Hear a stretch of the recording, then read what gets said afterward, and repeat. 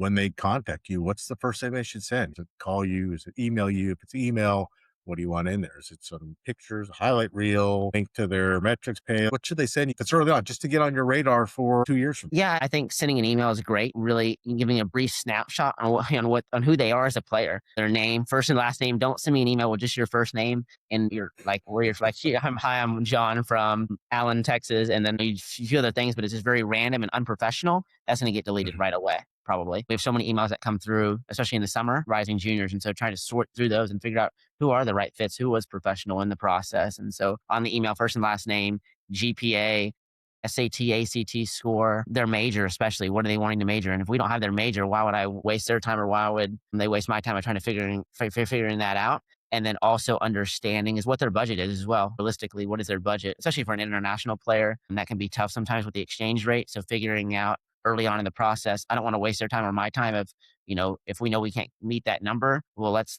be honest with each other and, help you find the right fit for the program. So from a player's perspective, it's kind of like sales. In my opinion, these parents, they spend all this money for private lessons and drills and tournaments and everything. And it's almost like product development, and their child's the product. And now they get to college and you guys are the customer, the college coaches. So in basically sales 101, you got to make 20 phone calls to get 5 appointments to close one deal. So in that case, we're talking about reaching out to the college coaches. What's a number it's just the ballpark, but what should they reach out for? 10 emails, 20, they got to, they want to see some traction, right? So, yeah, and so I think that's great. What's the ideal number for a player to figure out what, like I said, making a list, right? Making a list of maybe 30 to 40 schools. And I always say, don't limit yourself geographically. I think that's the biggest mistake players and parents make is, oh, it's right next to my house or it's so many states away. Don't limit geography because if it's the right fit academically, athletically, and for campus life for your student athlete,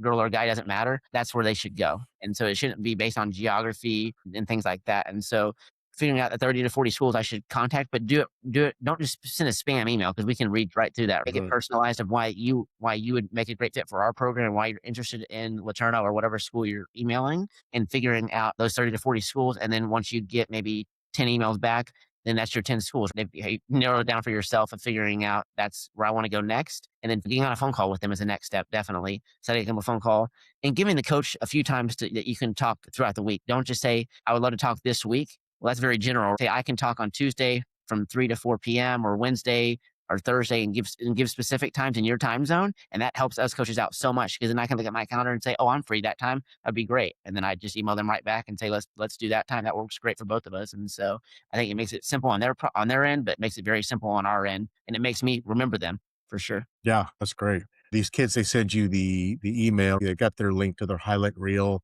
In that highlight reel, is there something that in the first 10 seconds that makes you keep watching versus I'm done with this, I'm shutting it off? Is there something there that you're looking for? Most definitely. I think I always look for other camera angle. If it's where I can't see the other end of the court where the ball's landing, I'm turning the video off. Like there's no point. Everybody looks like a 10 or 11 UTR when you're getting hand-fed balls and you're only showing your side of the court. But I have no idea that ball could be hitting the back fence for all we know. And so wanting to see the whole court and how their movement and how their opponent's playing too, who they're hitting, if they're playing a live ball point, how's that opponent, where are they hitting it at? So just seeing the full court length. And also I think one of the biggest things I look for is movement within the video, like how are they moving, their technique, and how I don't want to see them winning every single point, hitting a winner. I want to see them losing a point here or there, actually building a point within match play video. And so, I don't want to hear the live audio of them on the court. I don't want some like random music in the background. I want to hear the actual, how they're reacting to a point, hearing what they're saying to themselves. Like that's really important to us.